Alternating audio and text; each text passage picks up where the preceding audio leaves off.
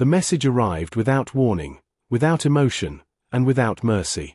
Every screen on Earth went dark for half a second.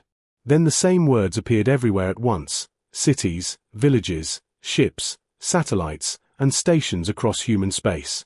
By decree of the Galactic Dominion, Earth is ordered to kneel. For 10 full seconds, the planet was silent. Then humanity laughed. Not because it was funny, but because fear had already failed. Above Earth, space itself bent. Massive alien vessels slid into orbit like cold metal gods, blocking the stars. Each ship was larger than any human city, ancient and flawless, covered in symbols no human had ever seen. They had come with confidence built over thousands of conquered worlds. On the bridge of the lead ship Varun Ascendant, High Executor Karel Vesh watched Earth rotate slowly beneath him. His species, the Varkesh, had ruled wars longer than humans had recorded history. "Scan the planet," Karel ordered calmly. The officer beside him hesitated. "Executor, they are not panicking." Karel narrowed his eyes. "Explain." "There is no mass evacuation. No global surrender signal. No religious collapse. Their communication networks are busy." "Busy doing what?" "Arguing. Joking. Broadcasting music." Karel let out a sharp exhale. Primitive denial. The Dominion had seen it before. Young species always acted brave for a moment before breaking. A transmission request appeared on the command display. Origin, Earth, Unified Council. KOL allowed it. The image resolved into a human woman standing in a simple command room. No throne. No guards in frame. Just steel walls and calm eyes. Her hair was dark, streaked with grey, and she wore no jewelry or symbols of power. "I am Director Amina Solace," she said evenly. "You are blocking our sky." Karel's mandibles shifted in what passed for a smile. "You are speaking to the Galactic Dominion. Kneel, and your species will be preserved."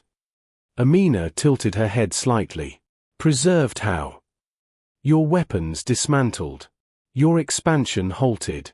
Your leadership overseen. Your future managed." Behind her, no one moved. No fear. No shouting. "And if we don't?" Amina asked. Karel gestured, and a projection filled the space between them. Hundreds of worlds burned. Civilizations erased. Cities turned to glass. "This is not a threat," KOL said. "It is history." Amina studied the images carefully. Then she nodded. "Thank you for being honest." KRYLL paused. "That response was wrong. You have 72 standard hours," he continued. "Kneel or vanish." The transmission ended. Across Earth and its colonies, leaders gathered, not in panic rooms, but open halls. Scientists, engineers, artists, farmers, soldiers. Humans from every background. Admiral Jonah Rook, head of orbital defense, spoke first. "They outgun us." Professor Leanne Verma, systems engineer, nodded. "By a lot." A young data analyst raised her hand. "They've already mapped our defenses. They expect a military response." Amina folded her hands. "Then we don't give them one." The room quieted. "We've spent 200 years preparing for first contact," Amina continued. "Not for victory, for survival. And survival doesn't always mean fighting." Admiral Rook frowned. "You're suggesting surrender." "No," Amina said softly. "I'm suggesting refusal." The word hung in the air. Out in space, Dominion scanners detected something strange. Human fleets weren't mobilizing, they were disappearing. Stations powered down. Military signatures faded. KOL watched the data with irritation. "They are hiding." "They are running," one officer said. KOL nodded. "As expected." What the scanners did not detect was the truth. Human ships weren't fleeing. They were folding inward. Across human space, Project Lantern activated. Civilian populations were moved through silent corridors of space into deep-range habitats hidden inside gravity shadows, artificial pockets where sensors lied. Entire cities vanished without explosions, without energy spikes. The Dominion saw emptiness. Humans saw safety. On Mars, engineer Eli Navarro watched the last transport blink out of existence. His hands shook, not from fear, but awe. "It worked," he whispered. "It always works," replied Captain Sarah Holt, standing beside him. "Humans just never use the same trick twice." Back on the Varun Ascendant, Kal-El received a report that made his blood run cold. "Executor, Earth's outer colonies are gone. Destroyed." Kal-El demanded. "No. Just gone. No debris. No radiation." "Impossible." Kal-El opened a channel himself. Director Amina appeared again. "Have you come to kneel?" Kal-El asked. Amina smiled gently. "No. Your worlds are vanishing." "Yes. You evacuate instead of surrender." "We adapt instead of obey," she replied. Kal-El leaned forward. "You cannot hide forever." "We don't need forever," Amina said. "Just long enough." "For what?" "For you to realize something," she said. "You came here expecting fear. You built your empire on it. But humans learned something early." "And what is that?" "Fear is useful," Amina said. "But curiosity is stronger." Behind her, unseen by Dominion sensors, something massive shifted. Deep space rippled. The stars blinked. Humanity was not preparing to kneel. They were preparing to change the rules. And the galaxy was about to notice. The Dominion fleet waited. High Executor Kal-El Vesh expected fear to crack humanity open like it always did. Panic. Desperate signals. Begging. Civil wars. That was the pattern. It had never failed in 10,000 years of conquest. But 72 hours passed, and Earth remained quiet. Too quiet. No surrender signal came. No defiant counterattack either. Human space looked like an abandoned house with the lights turned off. Trade lanes empty. Stations dark. Worlds still rotating peacefully, as if nothing had changed. Kal-El stared at the tactical display. "They are pretending to be dead." One of the Dominion analysts shifted nervously. "Executor, our long-range sensors are struggling. Human signal noise is gone. Completely gone."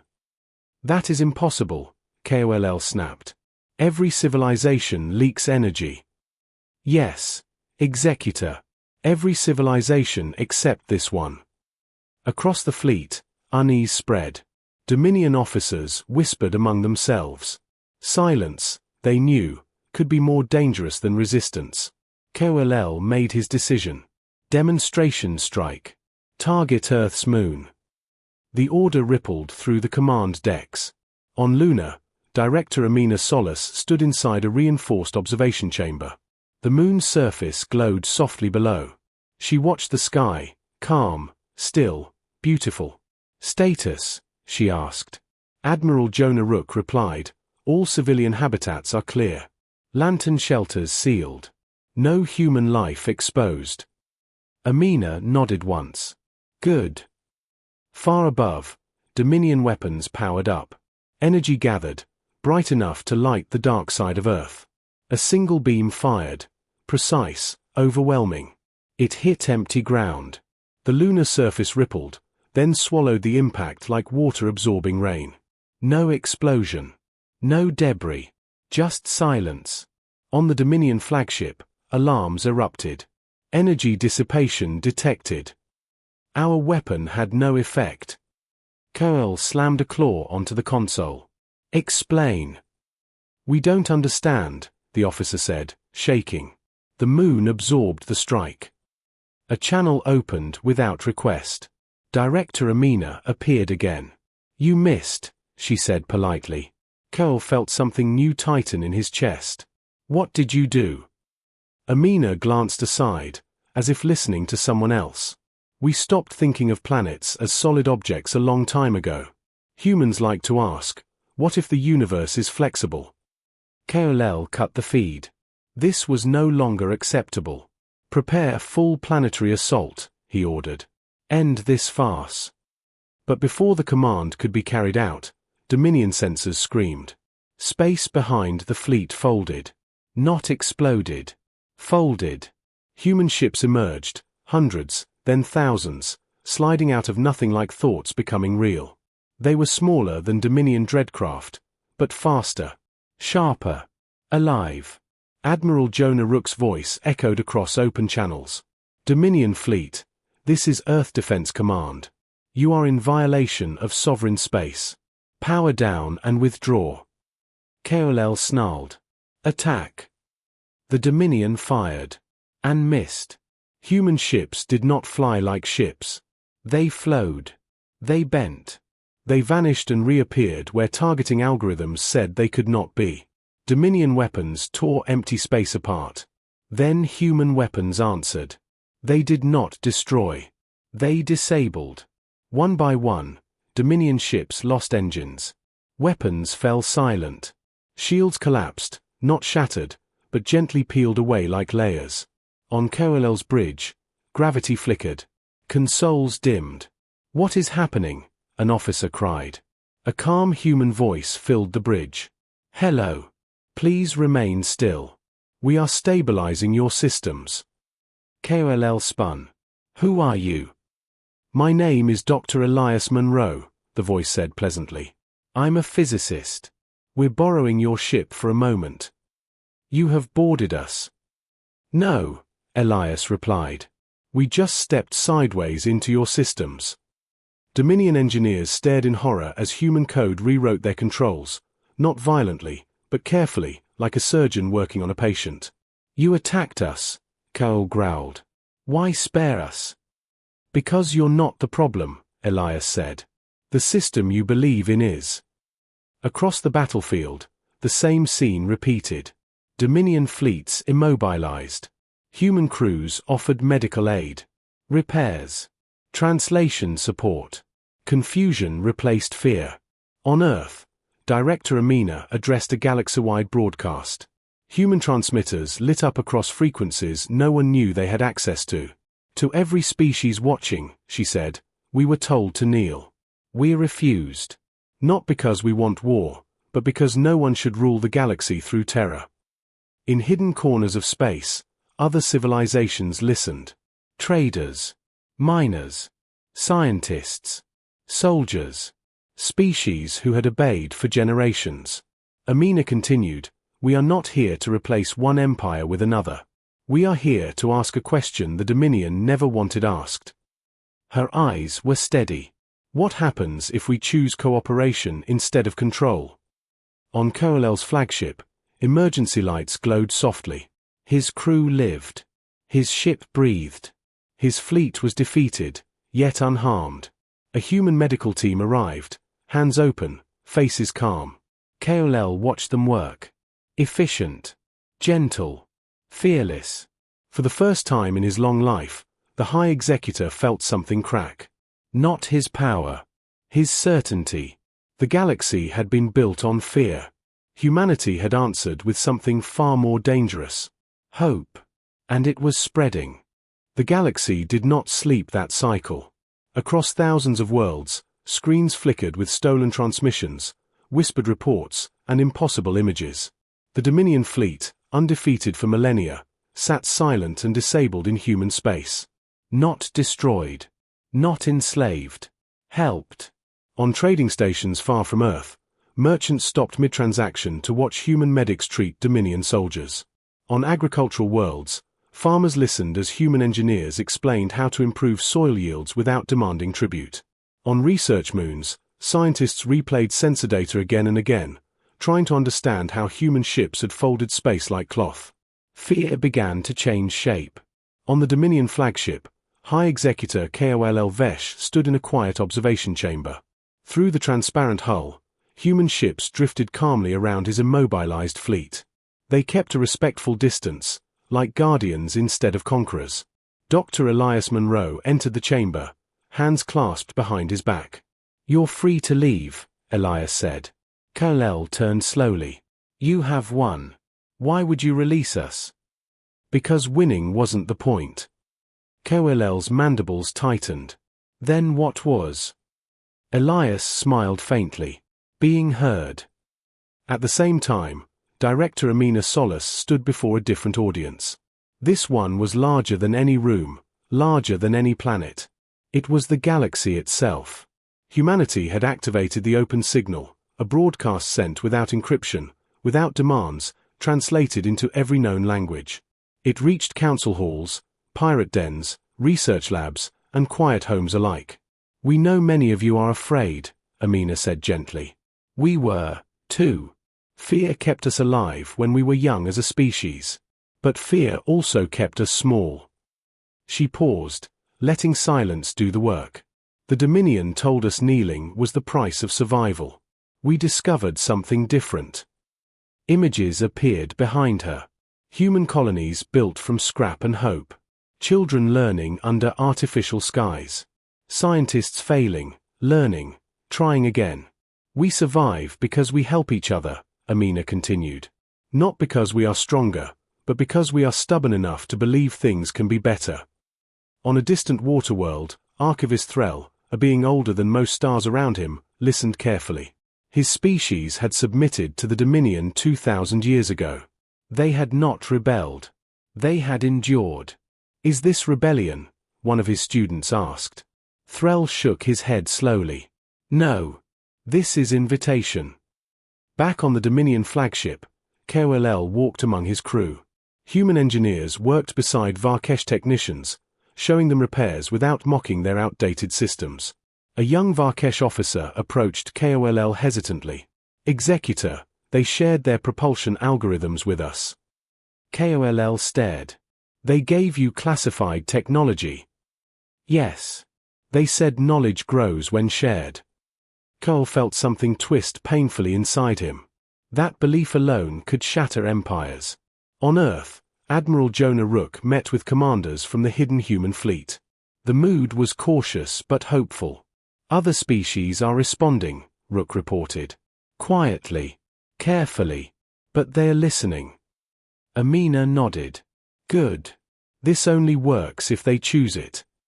Dominion leadership is requesting talks, Rook added. Amina closed her eyes for a moment. Then we talk. The meeting took place in neutral space, not on Earth, not on Dominion worlds. A simple structure, open and unarmed. High Executor Koll arrived without escort. Amina stood to greet him. You could have killed us, Koll said bluntly. Taken everything. Yes, Amina replied. But then we'd just be you. Silence settled between them. Our empire maintains order, Koll said. Without us, the galaxy falls into chaos. Amina smiled softly. Or it finally grows up. Koll's gaze dropped. What do you want from us? Nothing you're not willing to give, she said. We're building something new. A network. Voluntary. Shared. No kneeling. And if we refuse? Then we respect that, Amina said simply. Fear only works when people believe there's no alternative. Koll looked out at the stars. For thousands of years, they had belonged to the Dominion. Now, they looked different. On worlds across the galaxy, conversations began. Why do we send tribute? Why do we need permission to innovate? Why are we afraid of change? The Dominion's greatest weapon, inevitability, was breaking. Back on Earth, Eli Navarro watched children run through a park under a false sky. He realized something then. Humanity had not won a war. They had started a movement. And movements, once born, do not stop. The galaxy was listening. And humanity had finally spoken. The first cracks did not come from rebellion. They came from questions. On Dominion-controlled worlds, citizens began to ask things they had never dared to say out loud. Why were resources always flowing outward? Why had technology not truly changed in centuries? Why did peace feel so heavy, so quiet, so tired? The Dominion called these questions dangerous. Humans called them natural. High Executor Koel Vesh returned to the Dominion core worlds carrying something far more threatening than defeat. He carried doubt. In the great chamber of Dominion authority, ancient rulers gathered. Their forms varied wildly, scaled, crystalline, gaseous, metallic, but their power had always been absolute. Until now. You were defeated, one ruler hissed. Koel stood tall. We were outmatched. That is impossible. They did not fight as we understand fighting, Koel replied. They dismantled us. Then they helped us. Murmurs rippled through the chamber. They are manipulating you, another voice said. A trick.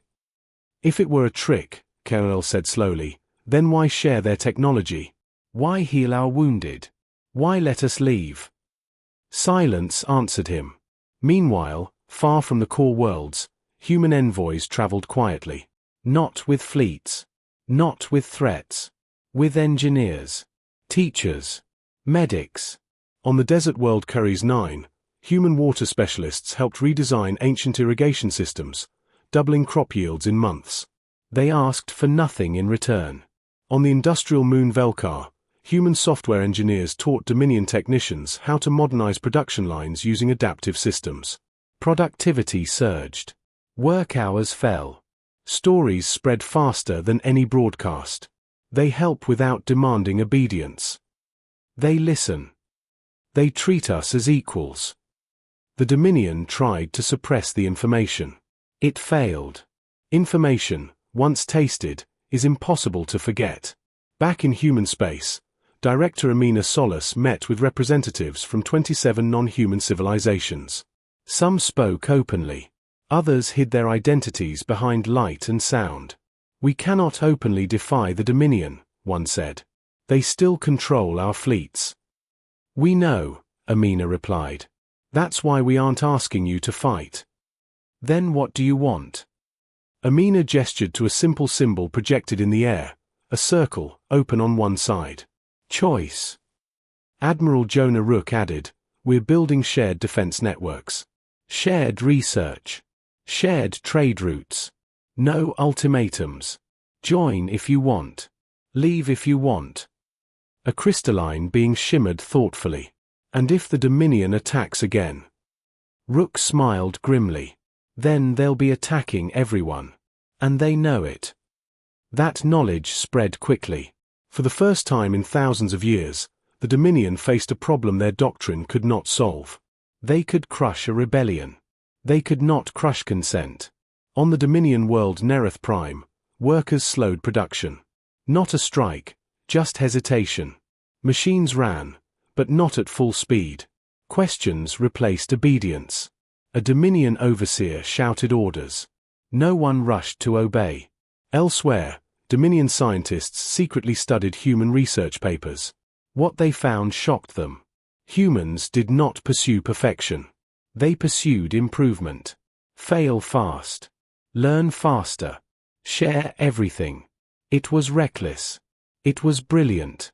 Dr. Savax Rel, a Dominion physicist, stared at a human gravitifolding model and whispered, they solved this by allowing mistakes. That night, Savax sent her first unauthorized message, not to the Dominion, to a human scientist. On Earth, Elias Monroe received it. He smiled. The final breaking point came quietly. A Dominion patrol was ordered to fire on a human-supported trade convoy in neutral space. The patrol commander hesitated. Sensors showed unarmed ships. Mixed species. Families aboard. Fire, the order repeated. The commander shut down his weapons instead. Across the Dominion, similar moments unfolded. Orders delayed. Commands questioned. Loyalty weakened. High Executor Koel stood before the Dominion Council one last time. You cannot rule a galaxy that no longer believes in you, he said. Then we will remind them why they fear us, one ruler snarled. Koel shook his head. Fear no longer belongs to us. The council voted. War. When news reached Earth, Amina did not panic. She sighed. They chose force, Admiral Rook said. Yes, Amina replied. Because it's all they know. Human fleets did not mobilize aggressively. Instead, they moved protectively, surrounding mixed worlds, trade hubs, research stations. When the Dominion attacked, they found something impossible. They were not fighting humans. They were fighting the galaxy. Ships from dozens of species stood beside human vessels. Not because they were forced. Because they chose to. As Dominion weapons fired, Allied ships absorbed the impact, shielded one another, coordinated seamlessly. Human command systems adapted in real time, adjusting strategies as new species joined mid-battle. It was chaos. But it was shared chaos. And shared chaos was stronger than controlled fear. High Executor Curl watched Dominion fleets retreat, surrounded by former subjects who refused to kneel again. He felt no pride. Only relief. The old empire was breaking. Not with explosions. But with courage. And humanity stood at the center, not as rulers, but as proof. Proof that the galaxy could be more than it had been. And the final choice was coming. The battle never reached Earth. It ended in the space between stars, where no banners had ever flown and no empire had ever truly owned the darkness. Dominion fleets advanced in rigid formations, ancient doctrine guiding every move. They expected fear. They expected chaos. They expected submission once their weapons spoke. What they met instead was hesitation. Across their tactical displays, targets blurred, not from stealth, but from restraint. Allied ships interposed themselves, shielding convoys, evacuating civilians, refusing to escalate. Human vessels did not press the attack. They held the line. And waited. On the Dominion flagship, alarms pulsed in dull rhythm. High Executor Karel Vesh watched the battlefield unfold with hollow eyes. Human command is requesting an open channel, an officer said. Karel closed his eyes. Put it through. Director Amina Solace appeared, calm as ever. No armor. No raised voice. Just resolve. This doesn't have to end in annihilation, she said. Call your fleets back. You are asking us to surrender, KOLL replied bitterly. No, Amina said. I'm asking you to stop. Silence stretched. Behind Amina, feeds flickered, worlds across the galaxy broadcasting live. Dominion citizens. Former subjects. Neutral observers. Everyone was watching. For generations, Amina continued, you taught the galaxy that survival meant obedience. Today, they're proving something else. KOLL looked at the displays. Dominion ships hesitating. Weapons cycling but not firing. Crews waiting for orders that felt heavier than ever before. You've already lost, Amina said softly. Not because you were beaten, but because no one believes in you anymore. KOLL turned away from the screen. Stand down, he ordered. The words echoed across Dominion space. Weapons powered down. Formations broke. Fleets withdrew, not in defeat, but in disbelief. The galaxy exhaled. In the days that followed, something unprecedented occurred. The Dominion did not fall in flames. It dissolved. Member worlds declared autonomy. Fleets pledged neutrality or alliance by choice. Councils reformed. Borders softened. Old rulers stepped down, some willingly, others quietly replaced. Humanity did not claim leadership. They refused it. Instead, they helped build something fragile and strange, a concord. Not an empire. A framework. Shared laws written by many hands. Defense by mutual agreement. Knowledge treated as a commons. It was messy. It was slow. It worked. On Earth, celebrations were muted. No parades. No monuments. Just relief. Director Amina Solace stood on a balcony overlooking the planet, watching the sun rise over blue oceans. Admiral Jonah Rook joined her. History's going to call this the moment humanity took control of the galaxy. Amina smiled sadly. History likes simple stories. And the truth. We didn't take control, she said. We gave it up. Far away, High Executor KOLL Vesh, no longer an executor, walked among his people without guards. For the first time, he was simply Kol. A child looked up at him and asked, "Is the war over?" KOLL knelt. Yes. Who won? KOLL thought of human medics. Shared shields. Open signals. Questions no one could silence. He answered honestly. Everyone who chose not to kneel. Years later, archivist Threll recorded the final entry in the galactic record of the Age of Dominion. The galaxy was not conquered by humanity. It was invited. And for the first time in known history, it accepted. Under unfamiliar stars, new civilizations rose, not in fear, but in cooperation. And somewhere in the quiet between worlds, the idea that changed everything continued to spread. Hope. Not as a weapon, but as a choice.